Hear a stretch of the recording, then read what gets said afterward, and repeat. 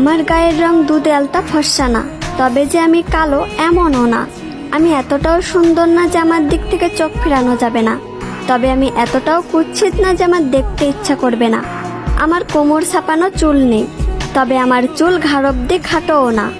আমি হয়তো অনেক সুন্দর রান্না করতে পারি না, তবে যে আমি মোটেও রান্না পারি না এমনও না।